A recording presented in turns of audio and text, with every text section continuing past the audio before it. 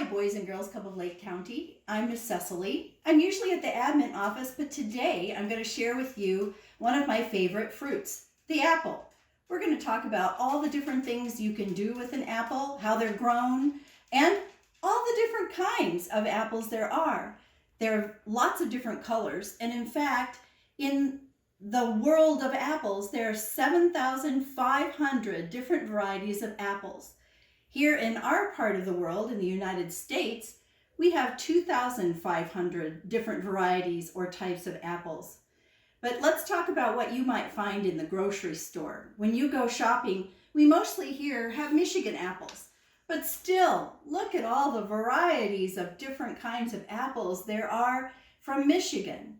So I want to share with you how we start making an apple pie. I like to use either Jonathan, McIntosh, or Granny Smith, and today I'm going to use McIntosh apples to make the pie.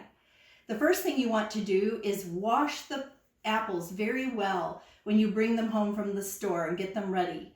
You need 5 or 6 nice-sized apples to make a pie.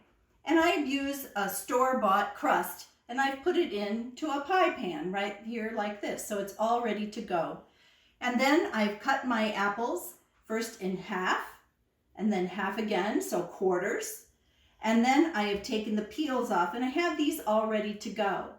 So I'm going to slice these now into thin slices like this. And when I finish with all these, making these slices, I'm going to put them in a bowl, and then we'll talk about the next parts. I finished chopping all the slices and I put them in the bowl. And I've cut them with a knife and peeled them with the knife, but a lot of people like to peel with a peeler, which may be easier for you. If you haven't had a lot of experience using knives in the kitchen, you might need to get some help. Ask someone for assistance. Now we have our slices ready to go. We want 1 cup of sugar, which I have measured, 1 cup. And to that cup, I put 3 heaping tablespoons of flour. I've already measured this out, so that's 1, and those are 2, 3. And I need 1 teaspoon of cinnamon. That's what makes that wonderful smell in the kitchen when the pie is cooking. Now we're going to stir up the dry ingredients. Get this all stirred up really well. And then we're going to pour them over our sliced apples, just like this. Then we want to mix them up thoroughly because we want to coat all of our apple slices to make sure all of our slices have some sugar and cinnamon and flour on them. The flour is to make sure that the pie is thicker and it's not runny from all the juice of the apples. That looks great. So now we're going to start layering them into the pie shell, into the pie crust. So you want to do this so that the slices are flat and try to keep them so they're not sticking up. It would make a nicer pie when you cut it if the slices are flat. And so we're going to put about half of the apples into the pie crust right now, like this. And then we're going to put little dabs, little slices of butter into the pie in different places. So about 4 or 5 of those in different locations on the pie, on the apples that we've done. And get the last couple in place here. And then I'm going to finish layering my apple slices onto the pie. And here we go. And when we finish, we can make 2 choices. We could just bake it like this. We don't necessarily need another shell on the top, but I do like making another shell on the top of my pie. You can make it a whole shell, which means just like the pie crust on the bottom, it's complete and full. Or you can make it a lattice shell, which means that you cut strips and layer them across the top. That is my favorite to do, a lattice strip. So I'm going to start making those slices and I'll get back with you when we're ready to lay them. I laid out my pie crust and now I'm slicing it in slices to make the lattice work top. So as you see, it's a flat pie crust, and I'm making strips like this.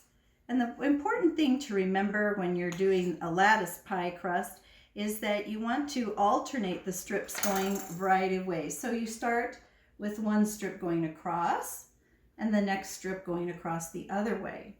And this way, it kind of looks like a basket weave, and you put them rather close together so it has a nice look when it comes out of the oven. And it's pretty, I think, when it looks different than a smooth or complete pie crust. But like I said before, you can do it either way.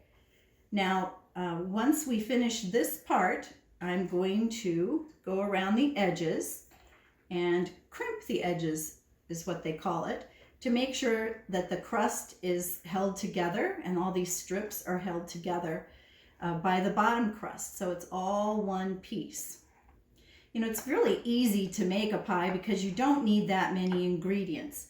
I have a list of things that you need to make a pie, and this is without making the crust. I purchased my crust, but that could be another lesson for another time to talk about how you make an actual pie crust. So if you're very industrious, you can make your own crust, and a lot of people do, and they're delicious. But this time today, I went out and just purchased a pie crust at a grocery store. So then I'm almost finished crimping the edges of my pie. It's looking nice and neat. And once I'm finished, I have preheated my oven to 400 degrees, and I'm going to bake this pie for 40 minutes. And I'm going to check on it in about 30 minutes to make sure it's not too brown, but we'll get back with you when it's finished. Okay, it's been 40 minutes and our pie has been baked and it's out of the oven. I also let it sit for a while to cool, and while it was cooling, I cleaned up my mess. It's always really important to wash those dishes and put things back where it belongs. I did a lot of cooking today and we had a lot of dishes to do. So we're going to cut this now and actually see what it looks like. Hopefully, I guessed the right amount of flour so that it isn't too runny, but you never really know. We'll do a little math problem while we're doing it. So I'm going to cut it in half. So as all of you know, 2 halves make a whole. And I'm going to cut it again in half. So I'm going to make it in 2/4. So 4 quarters equal a whole. Now I'm going to cut it into another slice here to make 1/6. And then another slice here to make 1/8. So you know 8 pieces of this pie make a whole. All right, it looks like it's going to be a little bit runny, also still warm. So I'm going to get my plate really close and dish a piece out. We're going to take a look at it and see what it looks like. Looks pretty good. Let's see. I'm going to try a bite.